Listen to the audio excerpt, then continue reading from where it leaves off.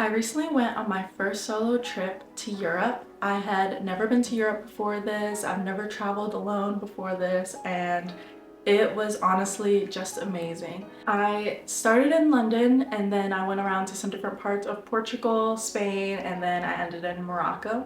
I kind of always knew that I wanted to travel, but I really wasn't sure of where, and a couple of weeks before this I kind of was just looking at cheap flights and I saw a cheap flight to Porto and I kind of just randomly took the jump and bought the ticket.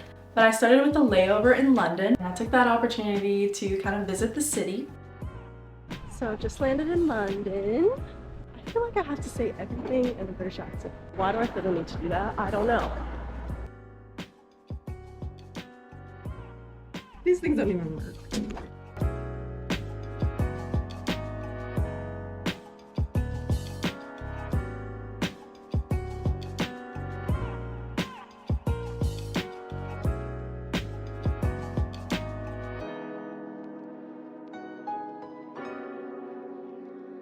And then I was scheduled to go to Porto and my flight ended up being really delayed, so I got there at night.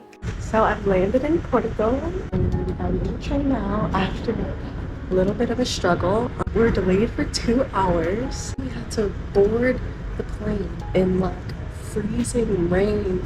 Not freezing, let me not exaggerate, but it was pretty cold. Rain and wind, and we were just standing there outside waiting to get on the plane for a good amount of time.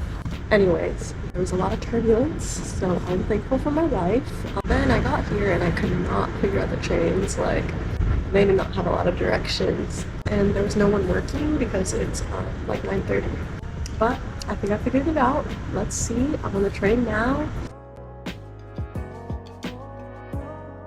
I'm here and I'm walking all around because this city is like multiple levels.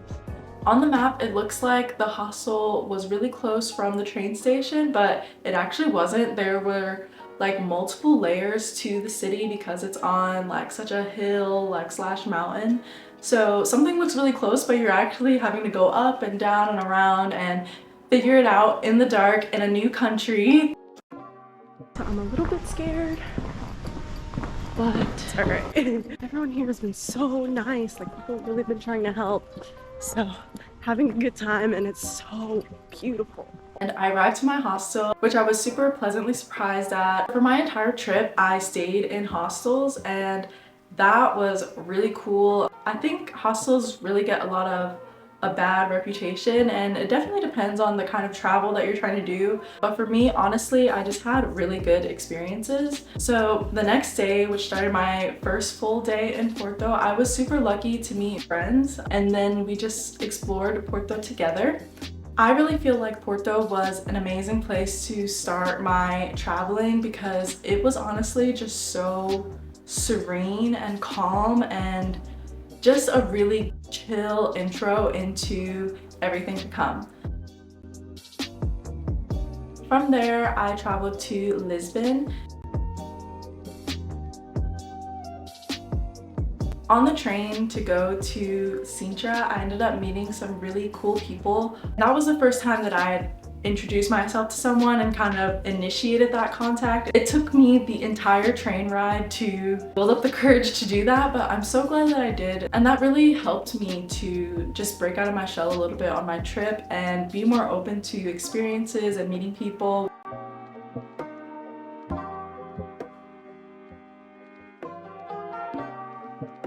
The view here was one of the moments in my life where my breath was legitimately taken away. I just felt so serene and all like so small in the world just looking at this view. I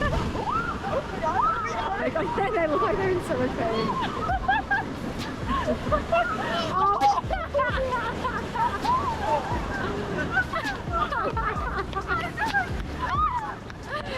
They look like, good luck, guys. What do you have to say to the camera, guys? Water cold. Water cold? What do you guys, any last words, PK? That was amazing. It's amazing. Another 10. Worth doing it, but water's something cold.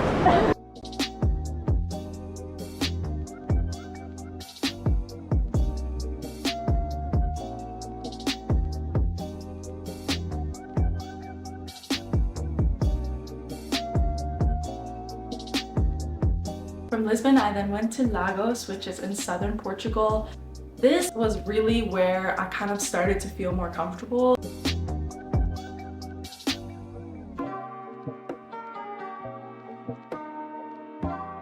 Also here, I met some people at my hostel and we ended up hiking in Albufeira. These views were crazy.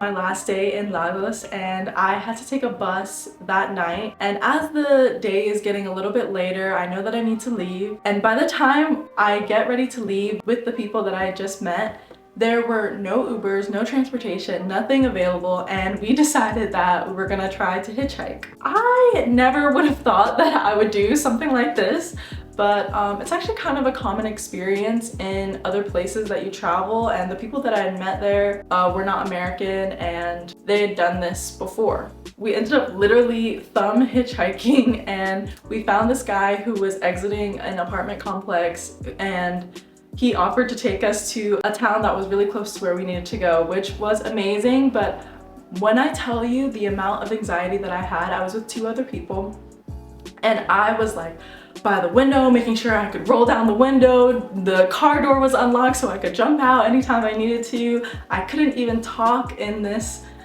setting because I was just so anxious. It happened to be this Russian guy who works in Portugal, and it ended up being really good. Like, he drove us even closer to where we needed to go than where he was going, which was amazing. And this really started to show me the genuineness of the people that you meet when you're traveling, and also it showed me kind of the cultural differences between America and other places that you might go. Of course, there are bad things that happen everywhere, but a common theme to my travel was just feeling that the intentions of the people that I came across, I'm so lucky for this experience, but the intentions of the people that I came across were all so positive and pure. And I'm not really doing a good job of explaining this, but a lot of the Americans that I met shared these thoughts that I had, where just the intentions and the societal norms are so different in other countries, and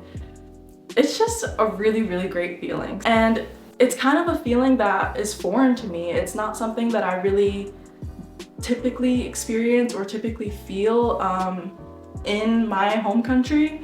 So that was really interesting, and it kind of just shed light on just some of the societal aspects of how countries differ, how life is different depending on a lot of things like your government and the ways of life, the people that you're around. A lot of people ask me if I'm scared to solo travel, and of course it's pretty nerve-wracking to be anywhere alone, and you always have to be really vigilant and aware of your surroundings. But honestly, in every place that I traveled, I kind of felt more safe than I did in my hometown, which is kind of crazy to think about. I rushed back to get to this bus to Seville, and the bus ends up being like 4 hours late. There was just me and one other girl getting on the bus from the stop, and we were kind of wondering if we were in the right spot. So I finally ended up getting on the bus, and because I was so late, when I arrived to Seville, I got to my hostel and they told me it was too late for me to check in. So it was so late. I was so tired. There was so much going on that day. I literally just sat outside of the hostel on the ground and cried. And it was so quiet and there was nobody else out, and it was just the worst feeling ever. I mean, long story short, I ended up finding another hostel, and that was just really, really frustrating, honestly. But so that was like another really valuable like life lesson that traveling has taught me, is just going with the flow of life, and obstacles are gonna get in your way, but you just gotta make the most of it and move on, because what else can you do? Seville itself was amazing. I didn't really know much about Seville, but it was really, really beautiful. I ended up meeting like really cool people on the streets from all over the world.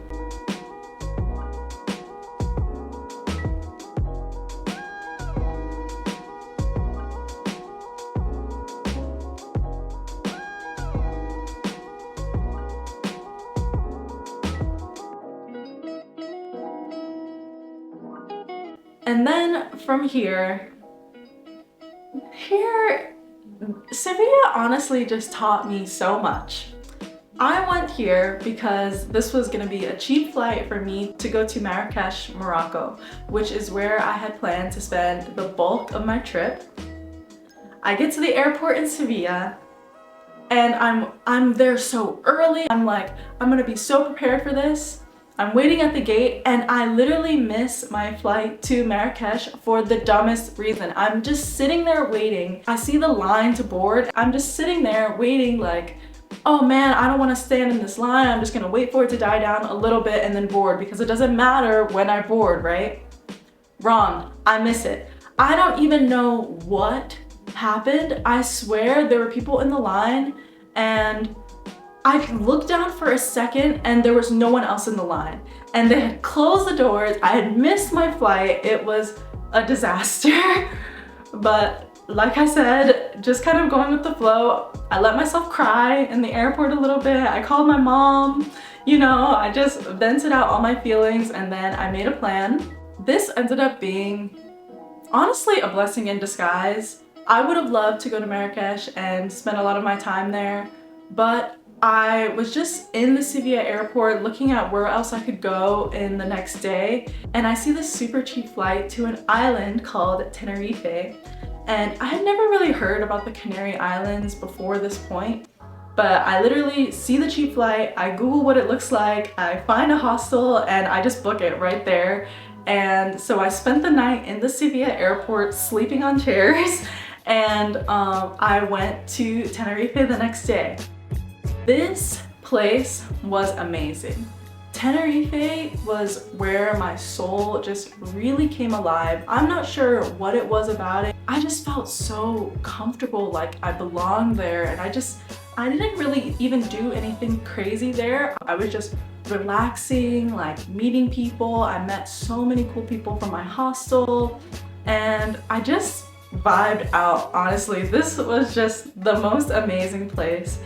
And it really just showed me that what's meant to be will be. I then went to Barcelona, which was another place that I was really excited to go to. Barcelona was amazing. It was a really great end to my trip in Europe. It's such a hub for like so many different cultures and people from all over the world. It was just a really cool experience. Like I met so many like diverse, different kinds of people.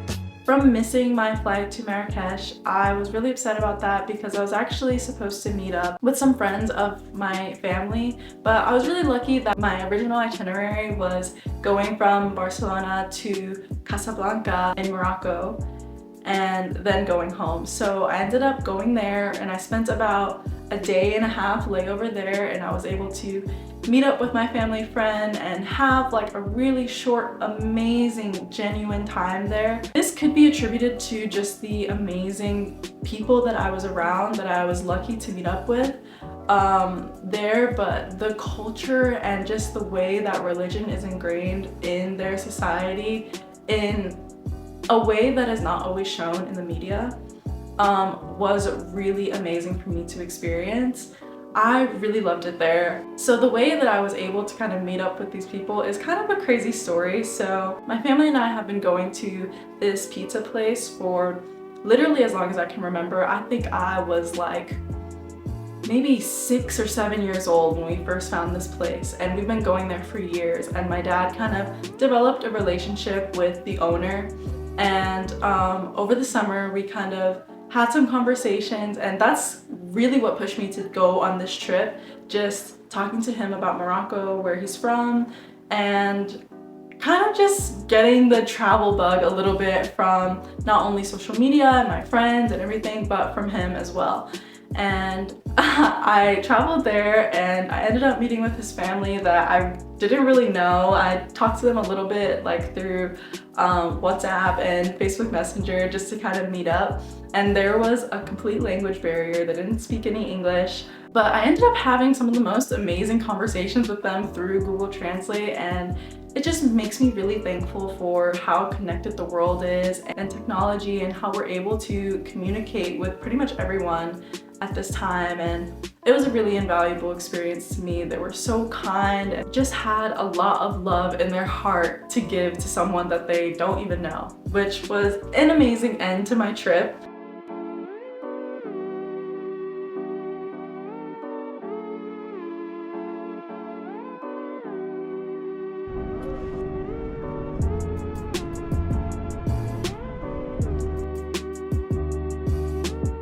I'm really excited to be able to document my journey and kind of talk and share the things that I've gone through. After this trip, I also went on a solo trip to Thailand and I traveled around Japan. So I'll also be sharing that experience. Like I said, I do budget travel, and that's one of the things that I think holds a lot of people back, is knowing exactly how much things are and how to do things strategically. We typically don't have a lot of money to spend on travel, but it's not something that we have to give up. If having these kinds of experiences are a priority for you, I think it is a little bit more attainable than we may believe. So I'll also be talking about how I was able to afford this, how to really do it on a budget that may even be lower than your living budget in your home country. So I'm really excited to talk more about my experiences, and I appreciate you coming along on this journey with me. Thanks.